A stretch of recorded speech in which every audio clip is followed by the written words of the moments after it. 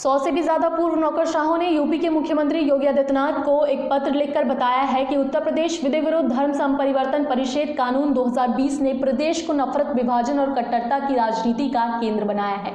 पत्र में पूर्व नौकरशाहों ने कहा कि यह कानून अल्पसंख्यकों के खिलाफ साजिश है और उन्हें परेशान करने के लिए बनाया गया है। लव जिहाद के नाम पर मुस्लिम पुरुष हिंदू महिलाओं को बहलाकर शादी करते हैं और फिर उन पर धर्म परिवर्तन करने का दबाव बनाते हैं। ये केवल मनगढ़ंत कहानी है। पूर्व नौकरशाहों ने इलाहाबाद हाईकोर्ट की टिप्पणी का हवाला दिया है, जिसमें कहा गया है कि अगर लड़का और लड़की हैं और खुद की मर्जी से शादी कर रहे हैं तो इसमें कहीं भी कोई अपराध नहीं है।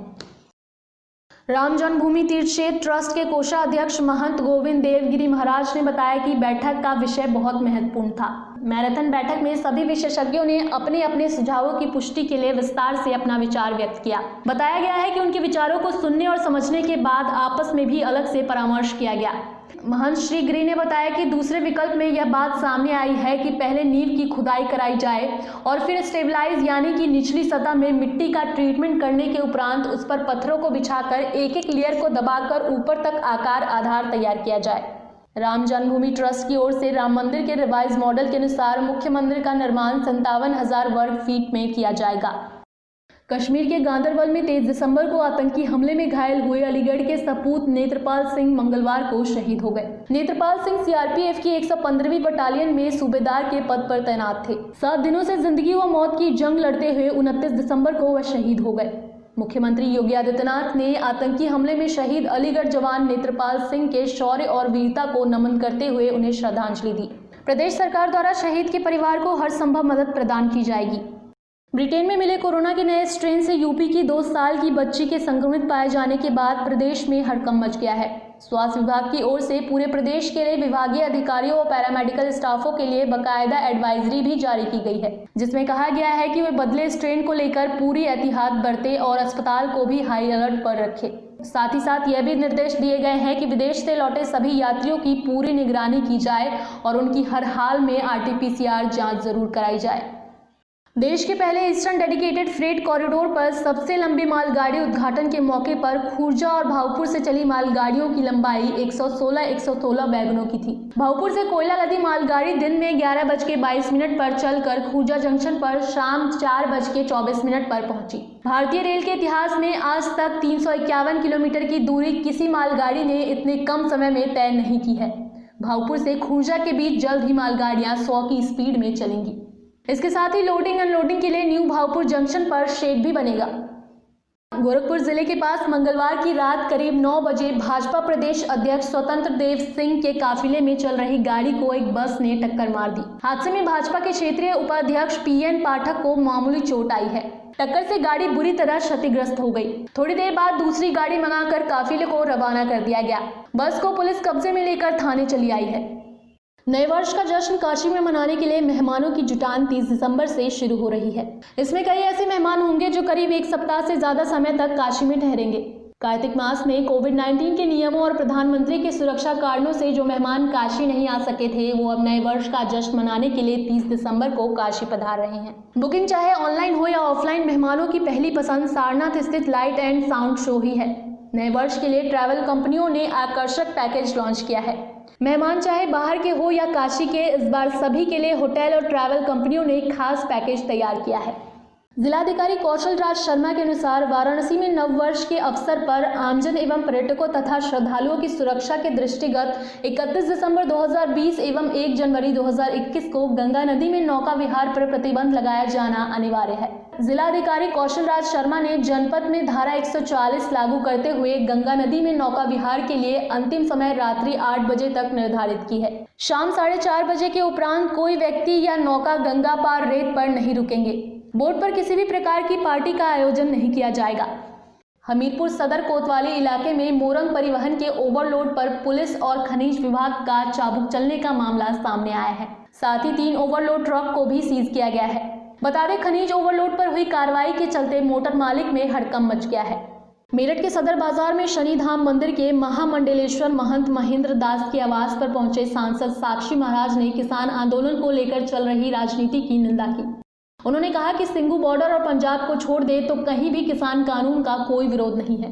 आंदोलन कर रहे किसान वास्तव में किसान है या नहीं, इस बात का सर्वेक्षण होना चाहिए। राकेश टिकैत नेता किसान नहीं है। उन्नाव से सांसद साक्षी महाराज ने राकेश टिकैत के मंदिर, गंगा और हिंदू आस्था को लेकर की गई टिप्पणी की निंदा की। असली किसान तो खेतों में काम कर रहा है। मैं पूछना चाहता हूं कि देश में क्या सिर्फ सरदार ही किसान है? साक्षी महाराज ने कहा कि देश में मुसलमानों की संख्या 32 करोड़ है। अब मुसलमानों को दिया गया अल्पसंख्यक का दर्जा समाप्त होना चाहिए। मैं ये समझ नहीं पा रहा हूँ, बहुत चिंतन कर रहा हूँ, इस हिंदुस्तान में केवल सरदार ही किसान है, कोई और भी किसान है?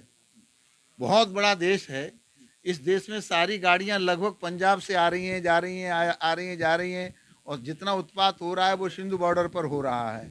मैं सारे देश में जाता हूँ, मुझे तो कहीं किसान तो खेत में काम करता हुआ मिल रहा है, कहीं किसान आंदोलित नहीं दिखाई दे रहा। फिर भी तथाकथित किसान जो भी आंदोलित हैं, हमारी सरकार, हमारे कृषि मंत्री, हमारे मोदी जी, हमारे अमित शाह, सबने कहा टेबल पर बैठिए, आइए बात करिए। हम बात करने के लिए तैयार हैं।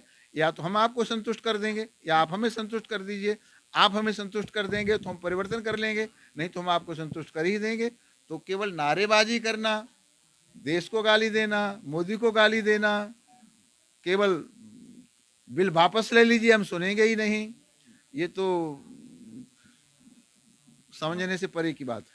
आतंकियों से मोर्चा लेते हुए मेरठ के लाल अनिल तोमर वीरगति को प्राप्त हो गए। अनिल तोमर की शहादत से परिजनों में कोहराम मच गया, जिसके बाद देर रात पार्थिव शरीर गांव पहुंचा, जहां राजकीय सम्मान के साथ उनका अंतिम संस्कार किया गया। उधर शहीद की शहादत पर योगी सरकार ने उनके परिवार को 50 लाख की आर्थिक मदद दी। सरकार की तरफ से चेक देने के लिए सांसद राजेंद्र अग्रवाल और गन्ना मंत्री सुरेश राणा शव यात्रा में पहुंचे। साथ ही परिवार के एक सदस्य को सरकारी नौकरी देने का वादा भी किया गया है।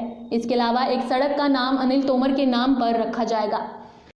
श्री अनिल तोमर जी जो कश्मीर में आतंकियों के विरुद्ध जो एनकाउंटर में उनकी पहले गंभीर रूप से घायल हुए थे, फिर उसके बाद इलाज के दौरान अस्पताल में उनकी मृत्यु हो गई थी। जनपद मेरठ गांव सिसोली के रहने वाले थे।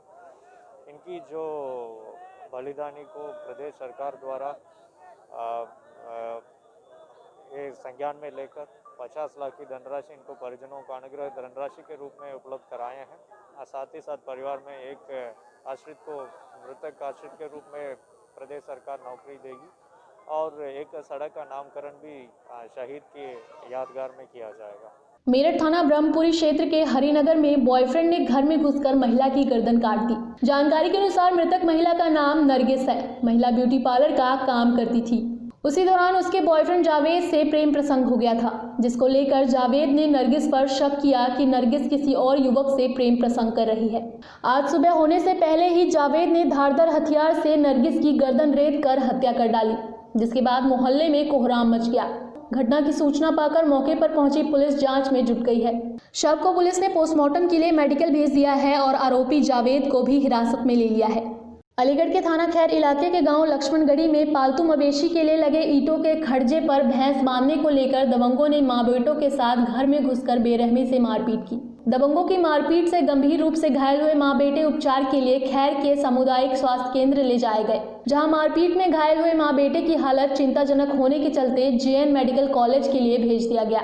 महिला के बेटे के अनुसार उसके दबंग ताऊ और उसके बेटों ने बेरहमी से उनके साथ मारपीट की।